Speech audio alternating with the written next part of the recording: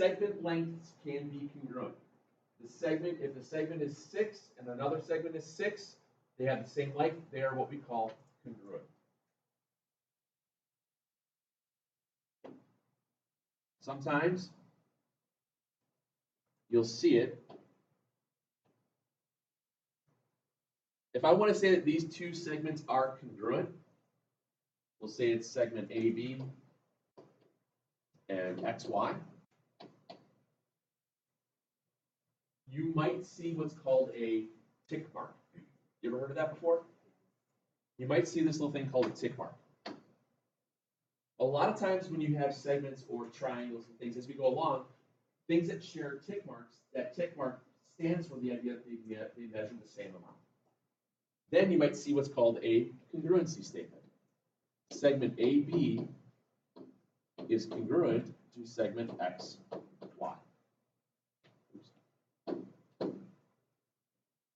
That symbol in the middle is an equal sign with a squiggly on top. That symbol stands for congruent. We'll see this a lot as we go along.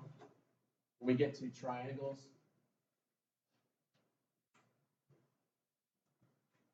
segment, segment, segment, segment, segment, bless you. We'll get to the idea where you have two segments that are the same, two other segments that are the same, two other segments that are the same, and you can continue on with multiple forms of tick marks. Yes, ma'am. Go ahead.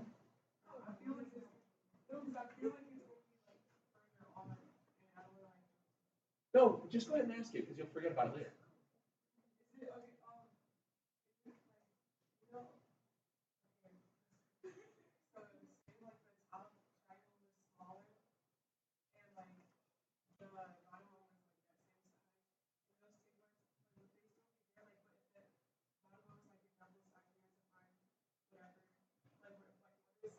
You're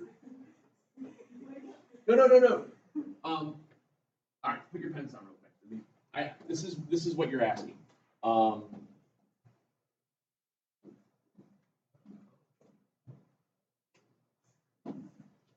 That right? Yeah. Okay. What can happen here is, do you remember what an equilateral triangle was? Equilateral triangle meant that all three sides were the same and all three of the interior angles were the same. If you have all the angles inside of a triangle add up to equal how much? 180. If you have three of them that are the same, what do each one of them measure? 60. So all three of these angles could be 60 degrees. So what I did here is I put tick marks as far as the angles are concerned, showing that all three angles are the same. That can happen over here as well, where all three of these angles could be 60 degrees. But it doesn't necessarily mean that the side lengths are the same. What she was getting at is it possible that this side length could be 4 all the way around, and this side length being 2 all the way around? Yes, that means there's what's called a scale factor. They're called similar. And that's stuff we will talk about at the very end of first semester. Okay? So you'll get there. And it's okay. And seriously, guys, if you have any question like that at all, don't sit on it. Just ask it, because if it's just something to be like, oh, all right, we're going to get to it eventually, so it doesn't hurt to ask. Well, thank you. So yeah, we'll get to it, but don't worry about this now. But yes, it'll happen. Okay. Congruent. So basically, what happens is if they're equal in length, they're congruent, and that's what we're talking about today with segments. Now, what they're going to ask you sometimes is, don't draw this out as far as a grid. What we're going to do here is they'll ask a question: is segment JK congruent to segment LM? Well, what we've done before as far as segments are concerned is all we have to do is figure out the length of them. And when they're on a grid like this, how do you figure out how long they are? Just count. Okay. So let's count how long JK is. Ready? Ready? 1 little, 2 little, 3 little spots, 4 little, 5 little, 6 little spots, 7. You don't count like that? All right. All right, so again, ready? 1 little, 2 little, 3 little spots, 4 little, 5 little, 6 little spots, 7 little, 8. Does 7 equal 8? No. So, are they congruent? No. That's all you do. 7 doesn't equal 8. Okay.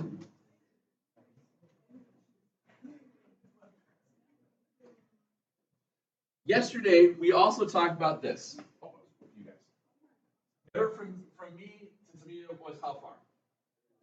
12. If I went halfway, how far did I go? 6. If I go halfway, that means if I'm standing there, what's called the midpoint, the halfway spot, it's equal amount on both sides of me. There's 6 left on both sides. I can balance it down.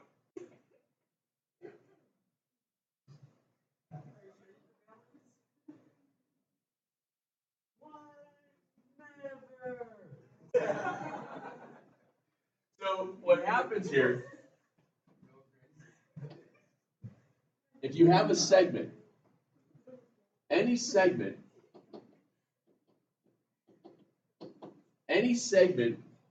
or every segment I should say, has what's called a midpoint. A midpoint is the place in which it cuts the segment into 2 equal portions. So a midpoint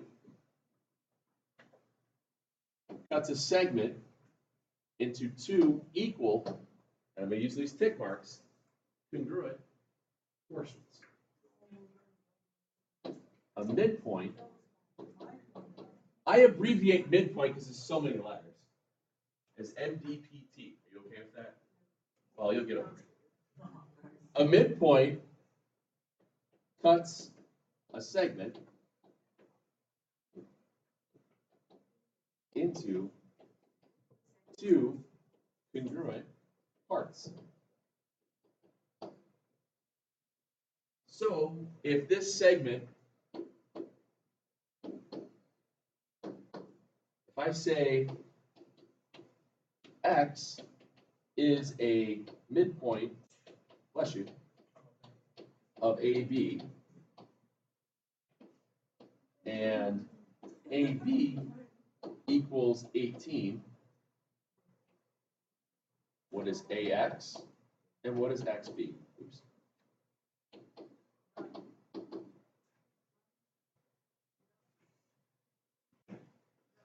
Right. The idea here is that a midpoint cuts a segment into 2 equal parts. Whereas yesterday, we said that 2 segments add up to equal the whole.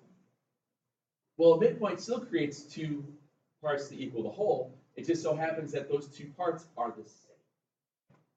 Whereas yesterday, I could have one side was 6, the other side was 12. Today, both sides are going to be equal to. All right. Again, it's not that the math that we're going to do is going to be that difficult.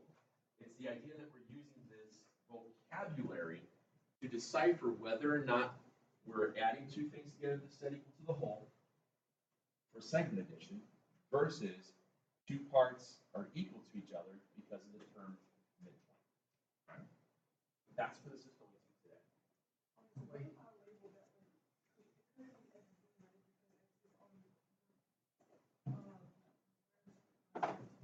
What do you mean? What were you saying? Could you be X?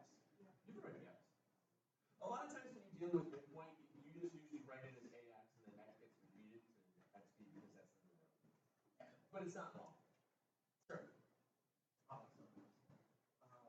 You see that, like, so you did like. Did you say I smell good? Yeah, cause like I forgot from home, and then like I smelled something like, man, that smells good, and I'm like, oh, it's weed, but you know, never mind. So 18, right? And, This class is funny. so like,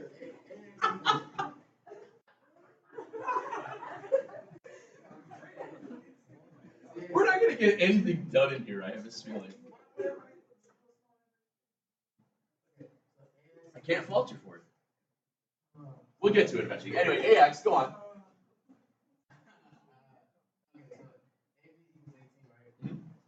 So between AX and XB, we was trying to find. So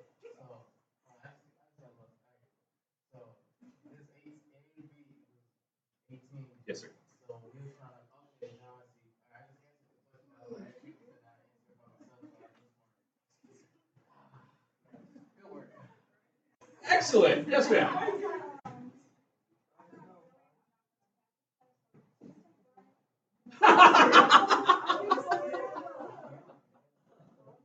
You're gonna be fine. And no, I don't take bribes.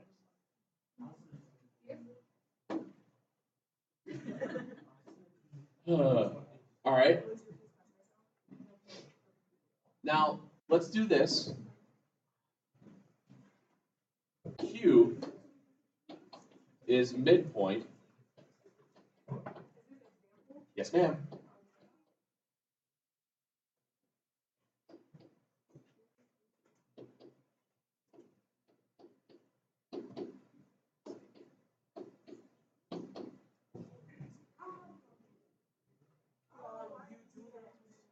So, sorry, it's fine.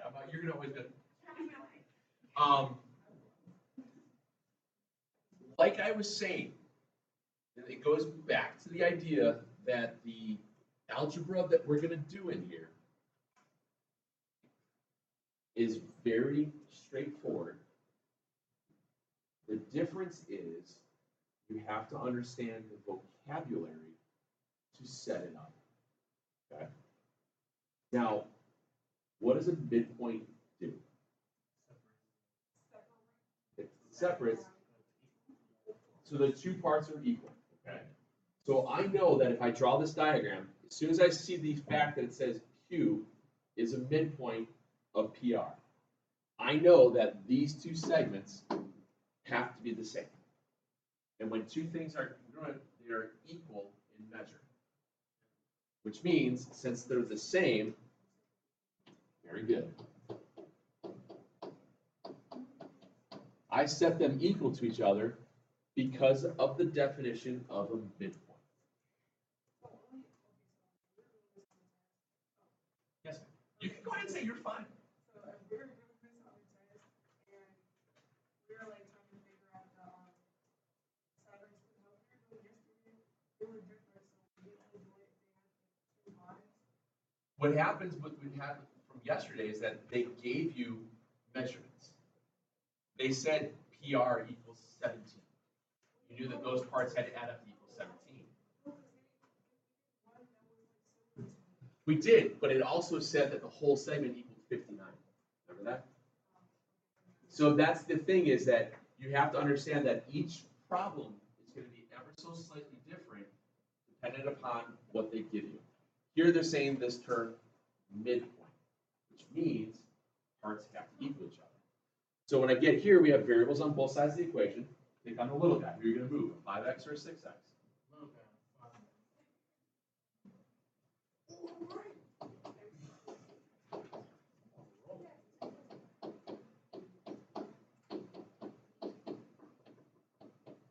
So you had x equals 8. But like we have talked about, in geometry, it's more often not just solve for x, but it's going to be solve for x and then do something with it. So here it's asking you to figure out what is the segment PQ, what is the segment QR, and then what is the segment PR by putting them all together. So I know that my value of x is 8, so I know that I have to do 6 times 8. Yes, sir. So with that 8, does that mean the whole thing equal 8? No, sir. It just means the value of x is equal to 8. So now what we're doing is we're taking that value of x and substituting back into the problem to figure out what each part is. So now, algebra-wise, easy. Geometry makes you go back to have to do something with it. Geometry makes you have to understand that there's vocabulary to get to the algebra, which is easy. So what's 6 times 8? 48, subtract 7, you get 41. All right? We did this right. What's 5 times 8? Hey, are those two the same number?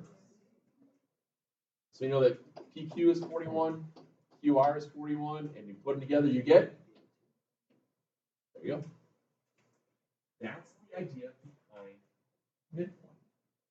Can we set up and solve a quick step equation?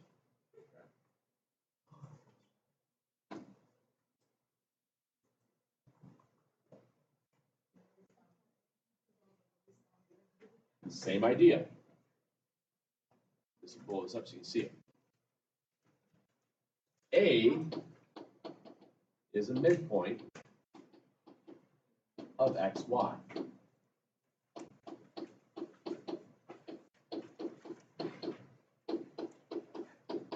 Take a minute, try it.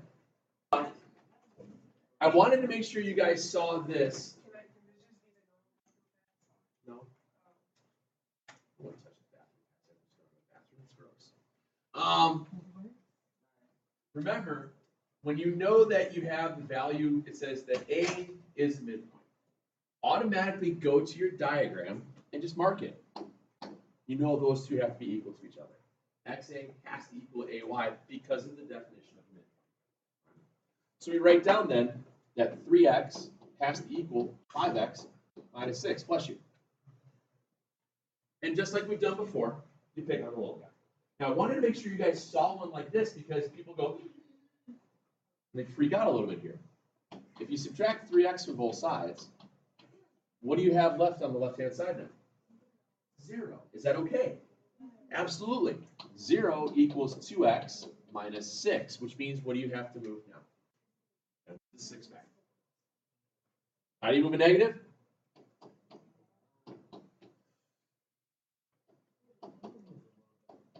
And divide out by 2, and you get, oops.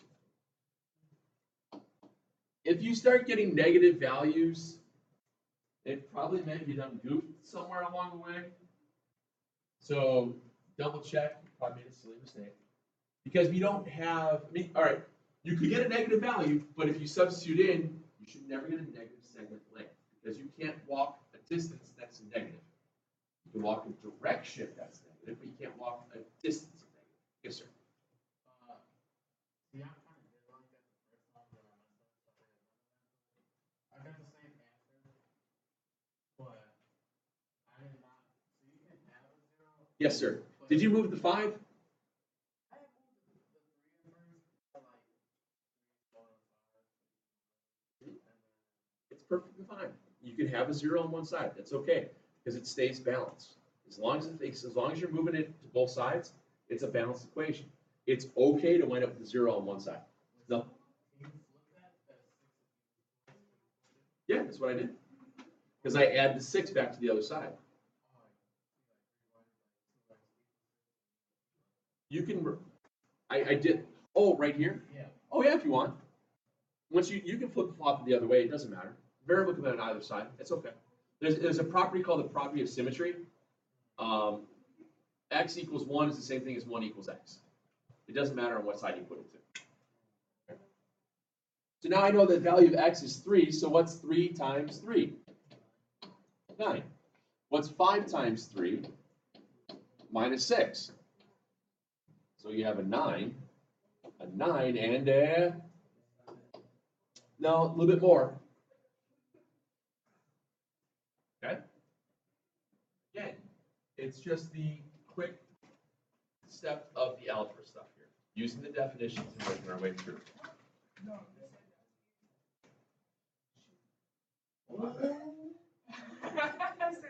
You're not going to make it? You're going to make it? Grab the thing out of the thingy then. Hurry up. We got stuff to do.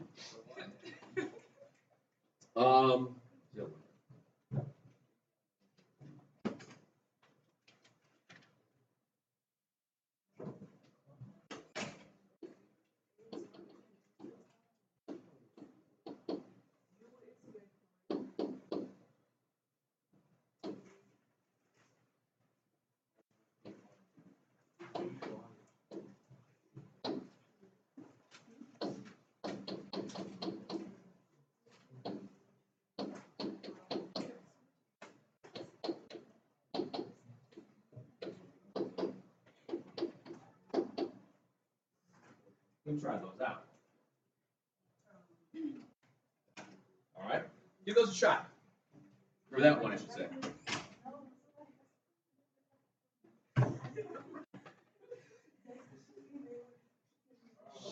Guys. It's okay. I don't care. Nope.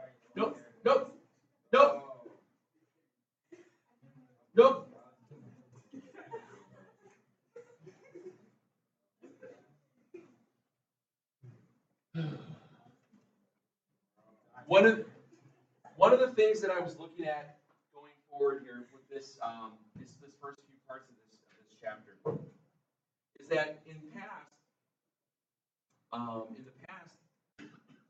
we have done segments, gone to angles, and then went back to midpoint formula, distance formula with the coordinates. This year I'm changing it up a little bit to keep since we're talking about segments and all that right now. Tomorrow we're going to do stuff with continue with the midpoint formula, distance formula, which are things that you guys did last year, so that's not going to be anything different. What I want to do though is next Tuesday we're going to have our first short quiz, and the quiz will be over 1.2, 1.3,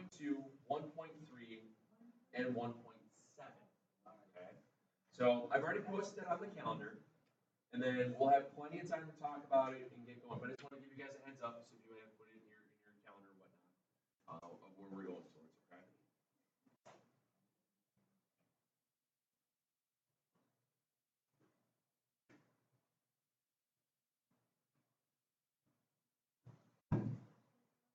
Go.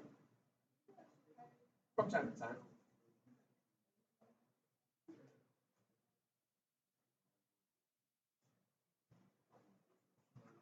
Yes, sir.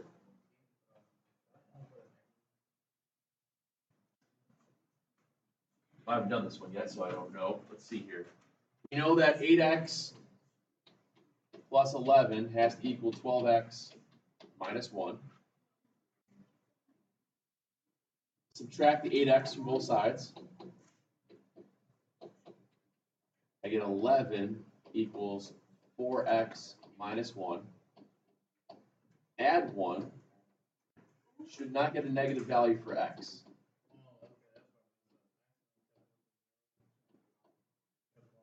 Oh, I got you. And then you get 3 for x. Do you guys get 3? Which is it? Yes or no? Okay. So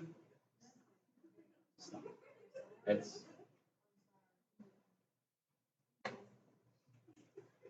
substitute back in 8 times 3 at 11. Let's see. 8 times 3, 24.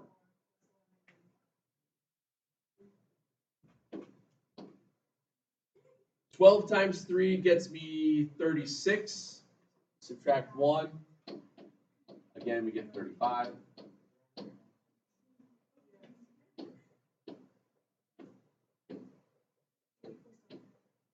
And then we're done with 7. Now, remember, the idea that we're working with these things, guys, is that you're just using the vocabulary to decipher, are they going to wind up being equal to each other? Or like we did yesterday, is it going to be a segment addition? You have to add them up to equal each other. What I want you to do this evening is add these problems to the homework you did last night. It's still in the book, the same pages, so it's on page 24. I'd like you guys to do numbers. We have a couple problems about whether or not segments are congruent. Those are numbers 15 through 18. And then 20 through 22.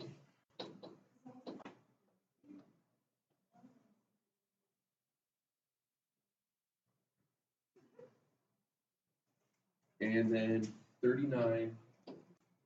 Oops. And 40. You've got a good chunk of time to get started on that. I've got the textbook here if you want to take a picture of it. Start working. Otherwise, open the Chromebook and go. Or better yet, since it's, give me a second, I want you guys to write that down. I can also put it up on the smartboard so you